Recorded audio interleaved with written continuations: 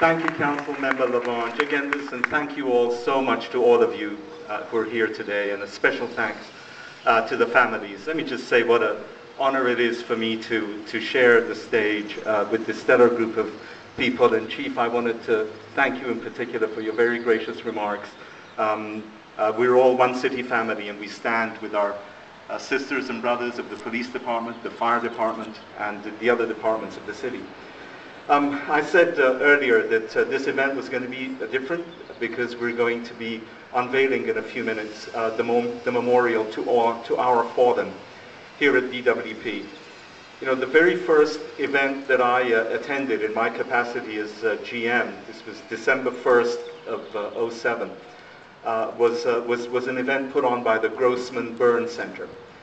And this is, I believe, an annual event where the Grossman Burn Center brings together the burn survivors that have been treated at the center. And it was profoundly moving for me. First, because as a child, I suffered burn injuries, and even though the scars for me have long healed, the memories remain ever vivid. But it was also just stunning to me to see the number of LADWP employees who were at that event, recovering often from really horrific injuries. Just a few months before that, in August of 07, a terrible explosion engulfed 3 DWP employees. And with their permission, I'll name them. Phil Wicke, Gabe Flores, and Steve Abeta. Steve and Gabe are continuing their long and arduous recovery journey, but Phil's injuries proved fatal. And these experiences, watching this, made me realize that we have a duty to pay tribute to our fallen, to recognize them, and that we must not allow their service, their sacrifice, their identities to dissolve in the sands of time.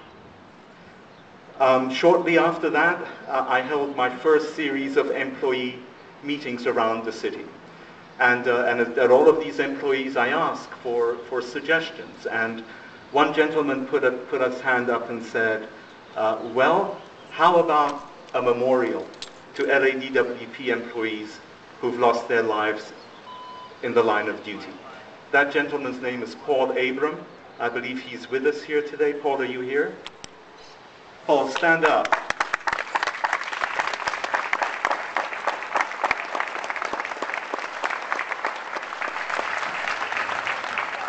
I want to thank you, Paul. Your idea is becoming reality today.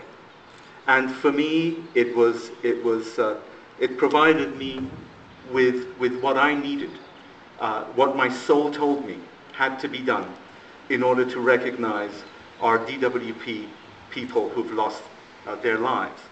And so we set to work. A great deal of research was done. We uncovered 218 names from 1922 through 2008. Now that doesn't count another 43 DWP employees who lost their lives during the construction of the aqueduct. Their names are lost to us. But the 218 that we've been able to verify, and you will see their names on this beautiful memorial.